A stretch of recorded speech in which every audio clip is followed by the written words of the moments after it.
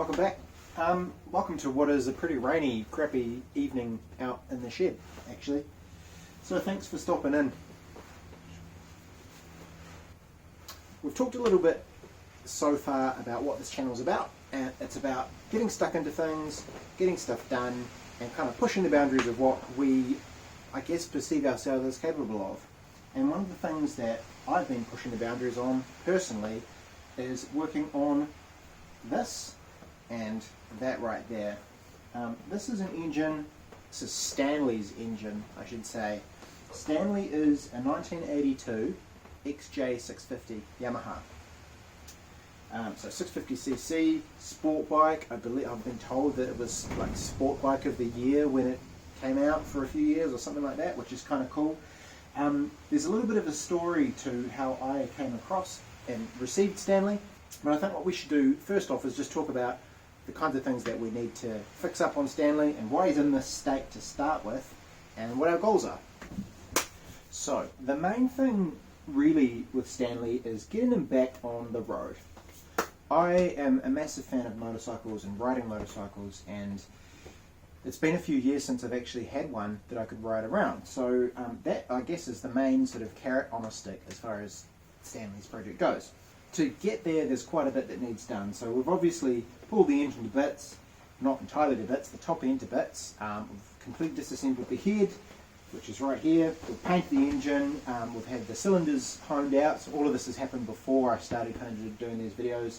Cylinders honed out, we've got some oversized pistons to go on the cylinders.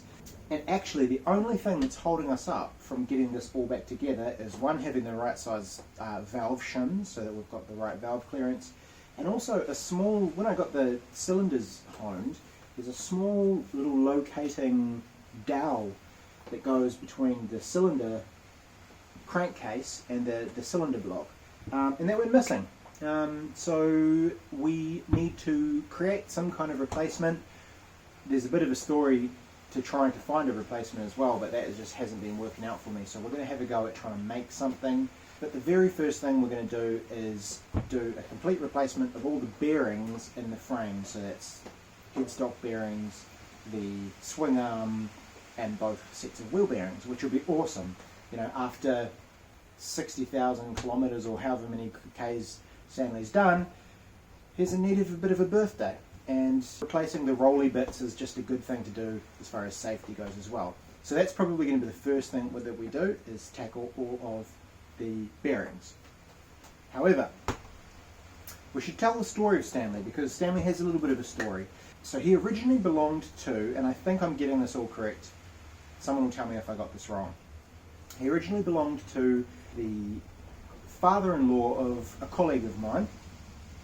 Actually, myself and a good friend of mine, we both work for the same company, and the father-in-law was getting to an age where he just wasn't able to ride the bike anymore, and it was kind of in a state where I guess where he didn't want to sell it, and he wanted it to go to someone who was going to kind of look after it and ride it. And so it originally went to a friend of mine. He ended up not having the time to kind of work on it, which is totally fair enough. So it sat in his driveway under a tarp for a while, and that was totally partially my fault as well. So when we moved, myself and my partner moved here, I've got Stanley up here, and I've since been kind of chipping away at just kind of getting him back on the road. So it's kind of cool. Like, it's awesome to have received something that was clearly a loved, cherished possession, and been given the kind of the trust, I suppose, of carrying on that legacy.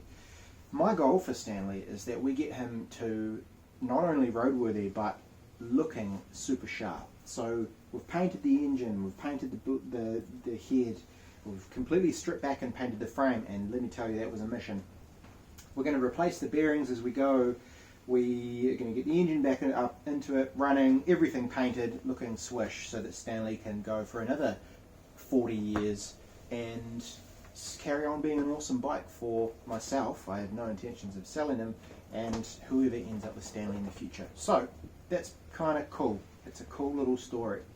So, as I say, the next step is for us to deal to all the rolly bits in the frame, all the bearings. So, on the bearing front, I've spent a little bit of money and just ordered these parts. Hopefully these all fit. I guess this is the beauty of like going to you know, a parts dealer kind of thing. You just say, here's the bike that I've got, supply me the parts, and if they're the wrong parts you can kind of just take them back, which is pretty cool. So yeah, essentially we're going to just get into it. We're going to use basic tools. I don't have any tools to kind of extract the bearings or anything like that, so we're just going to use a bit of heat and a drift and see how we go. And here's the rationale for why I'm changing these out, is I can't even grab that and spin that bearing, so like not a good sign, not a great sign at all. So that guy needs replacing. So at this point I've already had a crack at the front wheel, so that one's all sorted, so we'll do this one and we'll do the frame.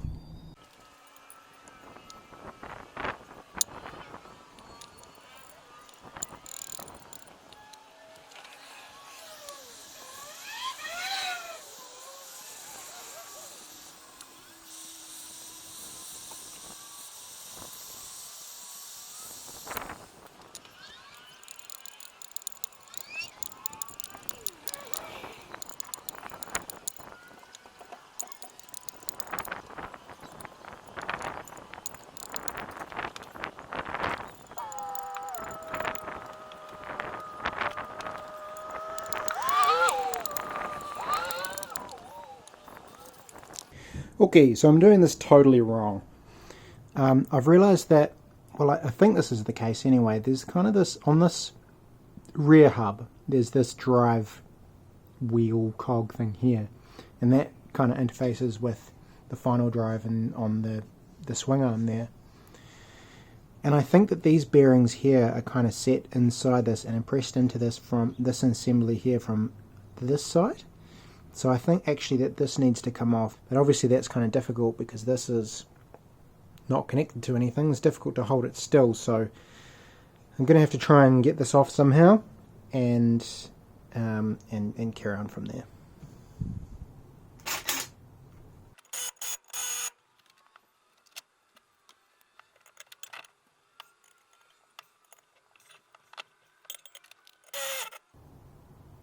Ooh. You can kind of see it's spit out a fair bit of nastiness there, a bit of corrosion. You can see there's a bunch of dust happening, so that's probably a big part of why these are so difficult to get out. When I put them back in, I'll imagine I'll probably get a bit carried away with the Loctite, because it seems like these are fairly important fixtures. Let's see if I can continue this combination of the impact driver and the breaker bar, and we'll see if we can get all of them up.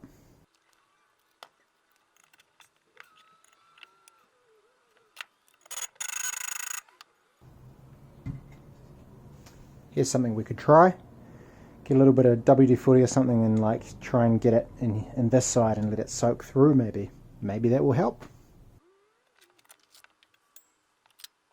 Or maybe our good friend heat.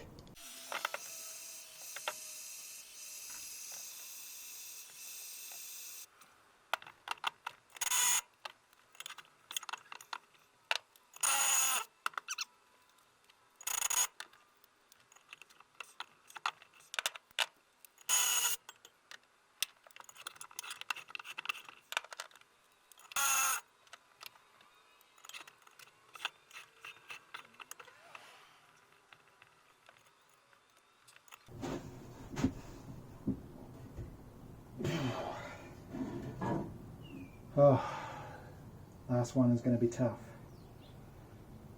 It would be the hard one, wouldn't it?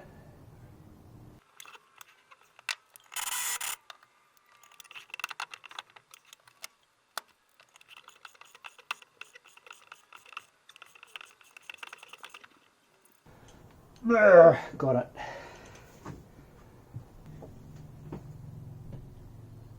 Alright, I think I just need to give this a bit of a love tap. Don't have me one of them fancy hammers, so I'm just using a builder's hammer, which I know people will hate.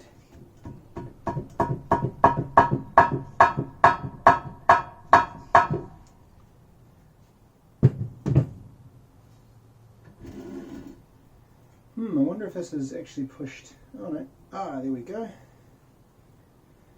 Ah. Okay, so that was all a waste of time. You know what's stupid about this is I have the workshop manual for this bike. So why don't we just consult that? Idiot. So what do you know it? The workshop manual tells us what to do.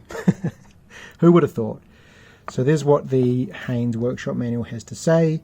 So it's very similar to removing the front bearings, which we've already done. Commence by drifting out the right hand wheel bearing and bearing spacer. Two bearings placed side by side are fitted on the left of the hub.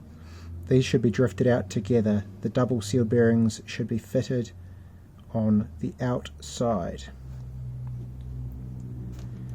So it mentions the thing that we've taken off, but says you don't actually have to take that off, so sweet. And there he is, just casually, almost like he's just lifted that out, showing you the bearing, showing you that the sealed one should be on the outside. Lift out that bit. Just lift out the other side. Drift it in and onto the rear hub. So there you go. Cool, so this thing here we might as well just take off, and then we're going to clean all of this up anyway. Oh, it's pretty old nasty grease, so yeah, not the end of the world that we took it off. And so we need to drift out the left hand side, or did it say right hand side first? I don't remember, but it seems to say that we drift out the side with the single bearing first, which is not this side, and then these two come out afterwards, so I guess we just push on. In terms of a drift, I went and bought this piece of steel rod. Just going to cut off a length here, square each end up, so we've got some like a nice kind of lip on the edge for it to catch on the bearing, and that will be a much more effective drift, I think, than the one I was attempting to use last time.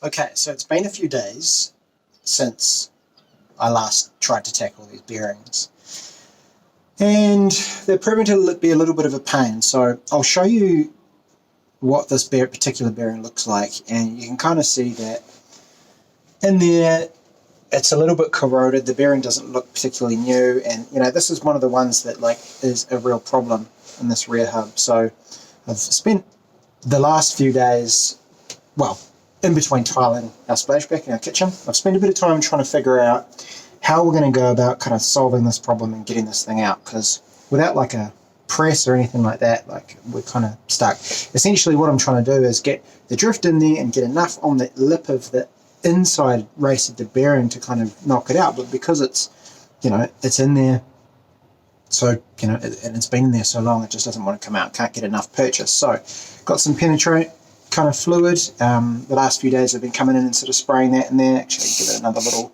burst. So hopefully that's been working its way into the, you know, the press fit. And I've been doing a bit of research online and found kind of like a tool, well, a tool that we're going to try and make to get it out. This isn't the actual bolt that I'll use, but I'll use this one as an example. What we're going to do is take a bolt like this with kind of a hard lip on the edge, and we're going to slice through it like this with a grinder so that there's like a notch through it. And then that's going to go, and you imagine that this is, let's say that was the lip, we're going to try and get that in there. So that's the lip that we're trying to catch, and then we'll come in from this direction with a screwdriver or something, knock that in there. That will expand the bolt out this way and hopefully catch the lip on both sides, and then we can just hammer on the screwdriver or whatever it is, and it will, the harder we hammer, the further out it will push the bolt, and it will just drive it out. So that's the theory. That's what we're going to try and do tonight.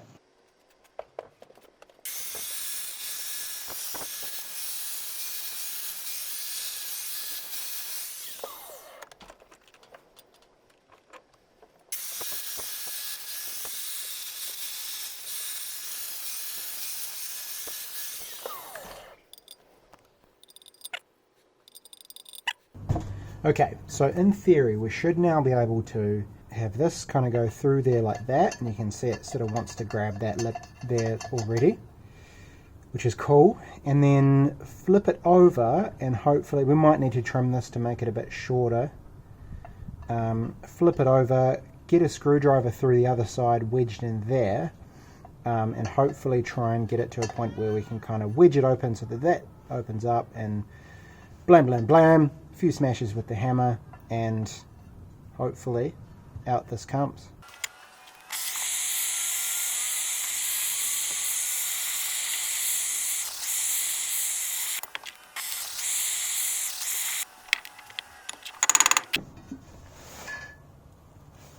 Oh!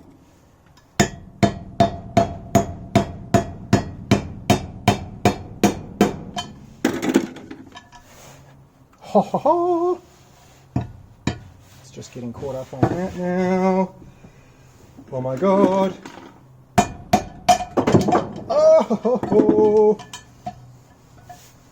Blammo! We got it out. That trick worked. So you can see it ended up actually driving the screwdriver right down to the bottom of the split that I made. So hopefully, I don't think we've, by the looks of things, it doesn't look as though we've damaged the inside of the spacer here. But that's a success. Let's see if we can get this all disassembled now and have a look at the bearing that fell out, because that looks like it was the OG bearing. Okay, so here's the bearing. Hopefully this shot comes out okay, but you can see it was only sealed on one side. I'm pretty sure, well, I don't think that we knocked out any seal on this side, and by the looks of things, it's pretty nasty in there. And if I twist this, you can hear how crunchy and nasty that is. So that 100% needed to come out and needed to be replaced. So I put money on that being the original bearing. It's done its job. Time for a new one. Oh, that's crusty. On to the next step, which is the bearings on the other side. Now, I say bearings because there's actually two of them side by side in here. So we've got this one at the front that we can see, and you can kind of see down in there, there's another one there. So there's two of these. So what I'm going to attempt to do is just knock them out first, because now that the spacer is not in our way, we might be able to just knock them out, but I'm imagining that the friction from two bearings is going to be, pretty strong. So if that doesn't work, then we'll go back to using our wee tool. Maybe we need to make a new one, or bend that one back into shape, and seeing if we can drive them out like that.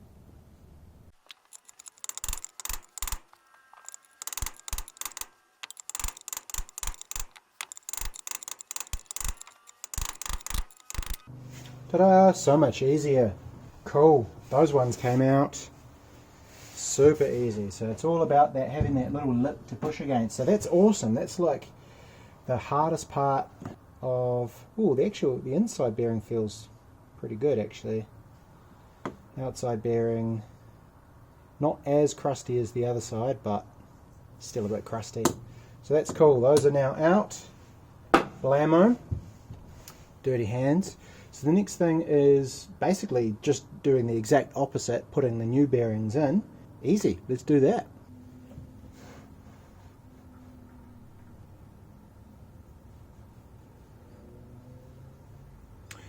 frees it up for ease of insertion.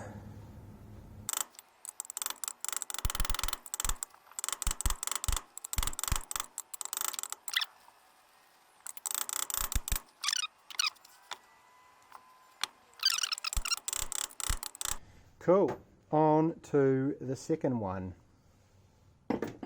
I'll just repeat the process for the second one, and then we'll flip it around, put the spacer back in, and this wheel will be almost ready to roll, quite literally.